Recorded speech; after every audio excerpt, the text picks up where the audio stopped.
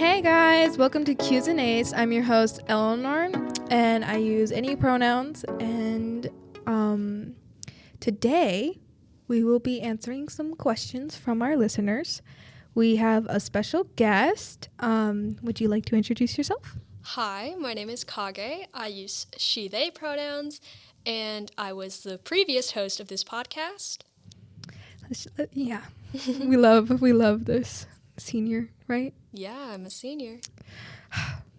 I'm not ready. Okay, so we'll start off with some questions, if you're okay with that. Yeah, let's get to the questions. All right. How many people are running the podcast? So that's a bit of a difficult question. So most of the podcast is run by the host. So when I was host, it was mostly just me. I was the one recording, and I was the one editing, and I was the one posting. Now, in the entire team involved with the podcast includes our adult advisor. So there's some adult moderation and supervision. And we have Eleanore, our new host. And we have a couple of various co-hosts / sub-hosts who take over the podcast if, for some reason, the host needs an episode done, but is not available to do so. What is a Girl Scout Gold Award, and how did it play a role in the foundation of the podcast? So a Girl Scout Gold Award is the final, highest achievement in Girl Scouts. So the leveling goes the Bronze Award, the Silver Award, and the Gold Award, and they progressively each get harder and more limited in who you can work with, what you can do, etc. I don't think I'm explaining it properly. So a Bronze Award you can do with a whole group, your entire troop actually.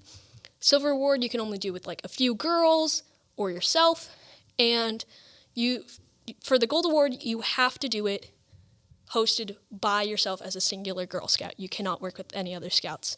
As for how it played a role in the foundation of this podcast, so the entire podcast is my Gold Award project. All of the Girl Scout awards are meant to be sort of a permanent community service project. They're meant to create action and create change in a community that's lasting, permanent, or at the very least sustainable. So my Gold Award was to set up this podcast as an educational resource for queer youth, for queer adults, for straight youth with queer friends, queer family members, and straight family members for their other queer people in their life.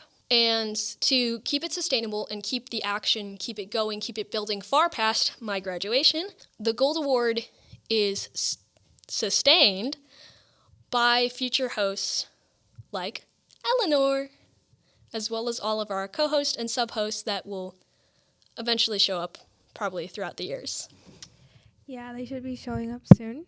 We don't know yet, but they should be in future recordings. Yeah, we can't wait for that. How long do you plan to keep the podcast going? So this kind of ties into the previous question, I guess, is the point of the Gold Award is to keep it going, ideally, forever, until there comes things that there's nothing to talk about, which I highly doubt, or somehow change is completely permanently made, which would be nice, but also would take a really, really, really long time because change is hard.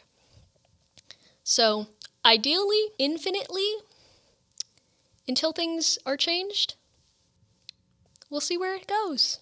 Yeah, I agree with that. Don't know how long, but let's hope it stays long. Hope it stays. Hope it's worthwhile to everyone who listens to it. Okay, so this next question is about coming out, and it's saying, do you have any tips for coming out? Would you want to share your coming out story? Yeah.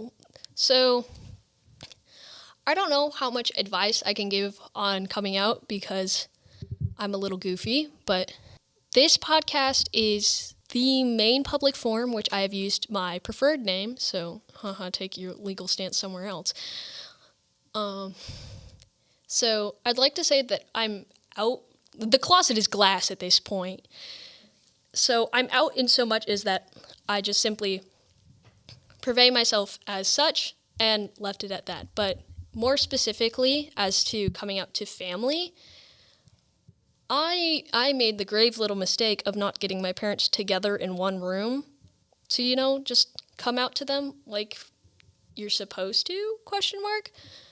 I told them 2 different things separately. And Mom and Dad, if you're listening, I'm a little sorry about that. So maybe you two need to have a conversation. But if you're looking for advice on to how to come out, the simplest thing I would tell you is know your audience. It's kind of like any sort of vulnerable speaking. You need to know your audience. So if you know that your parents or your family, whoever you're coming out to, is likely homophobic, transphobic, aphobic, whatever, maybe it's best not to, at least to wait until you have a safe distance where you can get away, or Have a safe environment. yeah, just make sure you have a safe environment. If they're not any of those things, then you're probably safe to continue. But if you're worried, make a safety net anyways. That's what I would say. And if you're worried about social anxiety reasons, because that's half the reason why my coming out to my parents didn't work so well, social anxiety still beats you, even with your family. Tell me about it. I would say there's other ways to communicate it. I've heard the best way to do it, and I think that was in a previous episode with Nova and Michael, was to just send a text, write it down, do something, create some sort of detached delivery, have all your words there, no emotion attached, just throw it out there. I mean, there should be some emotions attached.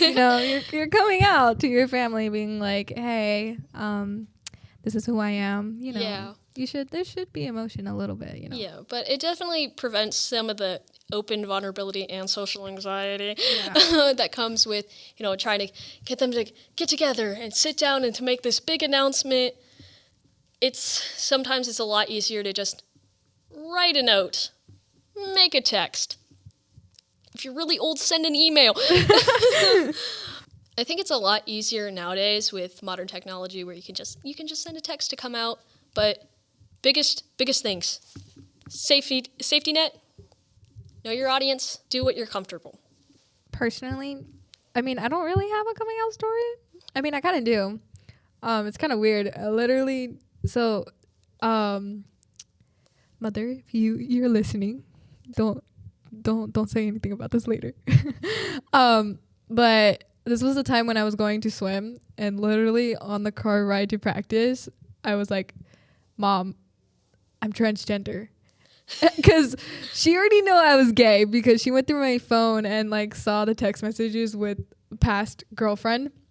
So she knew that I liked women, came out trans. It was very religious. So that's another thing. If your family is really religious, do expect to get a religious response.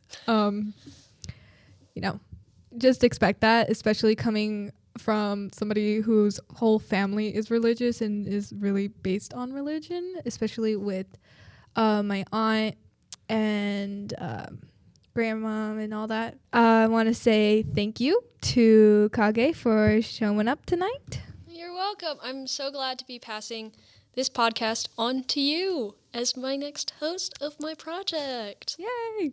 See y'all later. Thank you for joining us at Q's and A's. Don't forget to follow, whatever it is. Answer the review form, please. It means that we can do other Mailbox episodes like this with even more questions. And they don't have to be questions like that based on queer. They can be queer.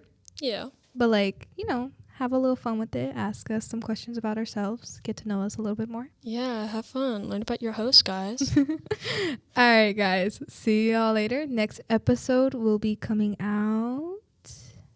Well, that's up to you now, isn't it? Oh, that's up to me now. Okay. I'm gonna spring for possibly February 29th. We'll see. We'll see. Alrighty. Have a great day. And thank you for listening.